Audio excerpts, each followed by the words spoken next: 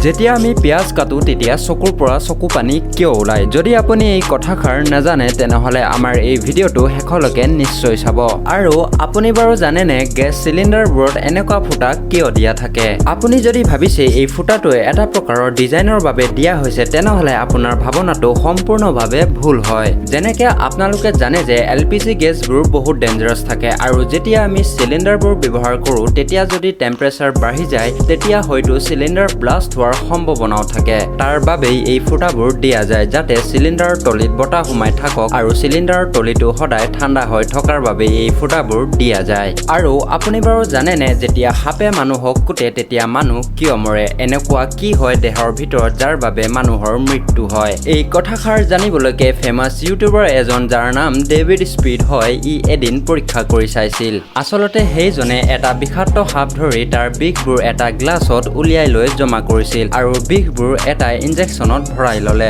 তাৰ পিছত বিষটো মানুহৰ তেজত মিক্স কৰি দিছিল আৰু যেতিয়া বিষটো তেজত মিক্স হৈ গৈছিল তেতিয়া মানুহৰ তেজবোৰ গোটা হ'ব ধৰিলে মানে লাহে লাহে তেজটো জমিব ধৰিছে আৰু জেলিলৈ অনুবাদ হ'ব ধৰিলে ঠিক এনেদৰে যেতিয়া সাপে মানুহক কুটে তেতিয়া মানুহৰ শৰীৰৰ ভিতৰত তেজবোৰ গোটা হৈ যায় আৰু ব্ৰেইনলৈ তেজৰ ছাপ্লাই নোপোৱাৰ কাৰণে মানুহৰ মৃত্যু হয় আপুনিতো আপোনাৰ জীৱনত কেতিয়াবা না কেতিয়াবা পিয়াজটো নিশ্চয় কাটিছে আৰু পিয়াজ কটা সময়ত আপোনাৰ চকুৰ পৰা চকু পানীও নিশ্চয় ওলাইছে চাগে আপুনি কেতিয়াবা ভাবিছেনে পিয়াজ কটা সময়ত এই চকু পানী কিয় ওলায় একচুৱেলি ইয়াৰ পিছত এটা সাধাৰণ কাৰণ আছে আৰু এই কাৰণটো হৈছে পিয়াজত পোৱা এনজাইমৰ কাৰণে পিয়াজত এটা প্ৰকাৰৰ এনজাইম পোৱা যায় যিহেতু পিয়াজ কাটিলে হাৱাত মিক্স হৈ যায় যেতিয়া আপুনি পিয়াজ কাটে এই এনজাইম হাৱাত মিক্স হয় আৰু এই এনজাইম চকুত পৰে সেইবাবে আপোনাৰ চকুৰ পৰা চকু পানী ওলায় আৰু যদি পিয়াজ কটা সময়ত আপুনি পিয়াজটো যদি পানী ডুবাই থয় বা পিয়াজত নেমু লগায় তেতিয়া আপোনাৰ চকুৰ পৰা চকু পানী নোলায় কাৰণ এই দুটা বস্তু